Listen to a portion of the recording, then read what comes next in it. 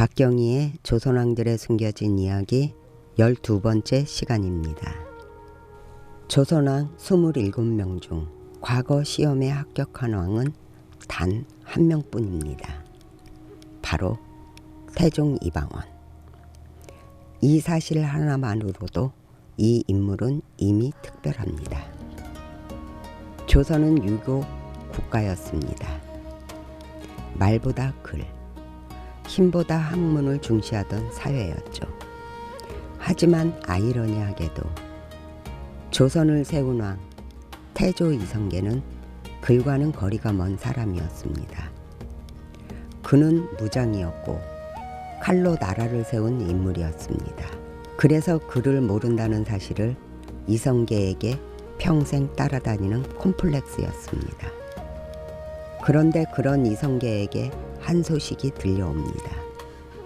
5번째 아들 이방원이 과거에 급제했다는 소식. 이건 단순한 합격이 아니었습니다. 과거 시험은 조선 사회에서 인간의 가치를 증명하는 유일한 통로였습니다. 집안도, 출신도, 혈통도 아닌 오직 실력만으로 자신을 증명하는 시험. 그 시험에 왕의 아들이 합격했다. 이성계는 얼마나 기뻤을까요? 말로 표현하지는 않았지만 이성계의 마음에는 이런 생각이 분명히 있었을 겁니다. 내가 못 가진 것을 내 아들이 가졌다. 글을 몰랐던 아버지, 글로 세상을 읽는 아들. 이방원의 과거 급제는 단순한 개인의 성공이 아니라 이성계에게는 자신의 한을 풀어주는 사건이었습니다. 내 아들이 조선의 기준이 됐다. 이 말은 과장이 아닙니다.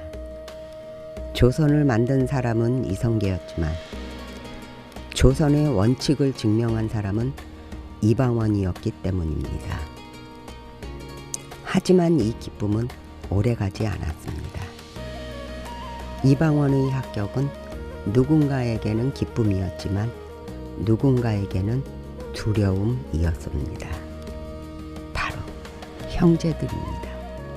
이방원은 5째 아들이었습니다. 위에는 형들이 여럿 있었습니다. 왕위와는 거리가 있어 보이는 위치. 그런데 그 5째가 머리로 증명해버린 겁니다. 나는 칼만 쓰는 사람이 아니다. 나는 글로도 왕이 될 수 있다. 과거 급제는 이방원을 단숨에 다른 차원으로 올려놓았습니다.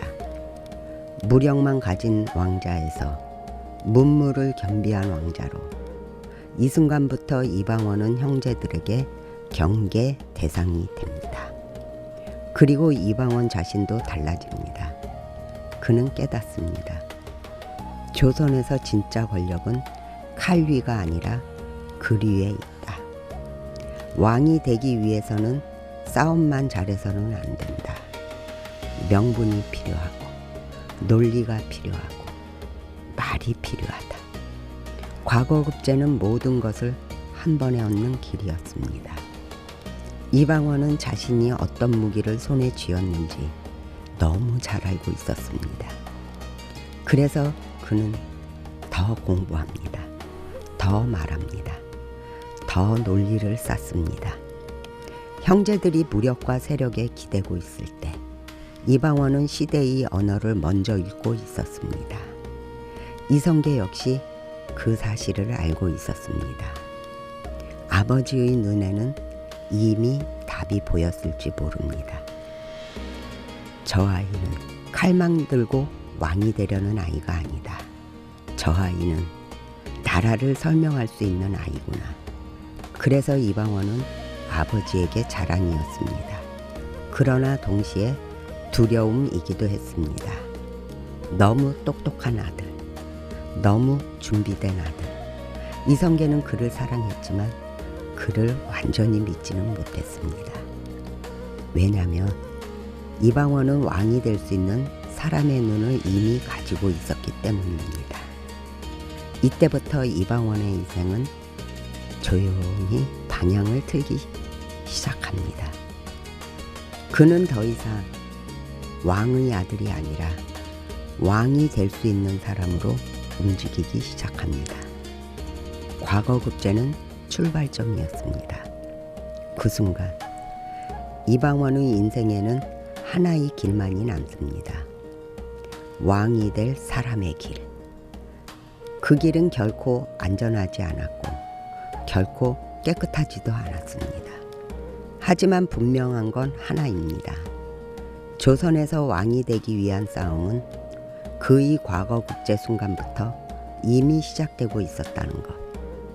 이방원은 누구보다도 먼저 왕의 언어를 이해했고 왕의 자리를 계산한 사람이었습니다.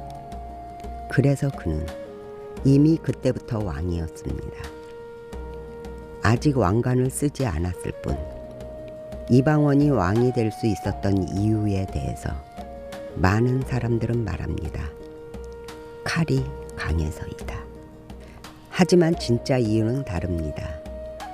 그에게는 사병이 고작 40명 뿐이었습니다. 숫자가 아니라 결단이었습니다. 형제들이 머뭇거릴 때 이방원은 먼저 움직였습니다. 그 결과가 1차 왕자의 난, 피로 얼룩진 왕위. 이 순간부터 이방원은 깨닫습니다. 사병이 있으면 왕도 죽는다. 그래서 왕이 된 뒤 가장 먼저 한 일, 사병 혁파. 자기가 썼던 칼을 다른 사람 손에서는 모두 빼앗아 버립니다. 이방원은 누구보다 반란을 잘 알았고 그래서 누구보다 철저했습니다. 지금까지 역사의 숨결을 함께한 목소리 박경희였습니다.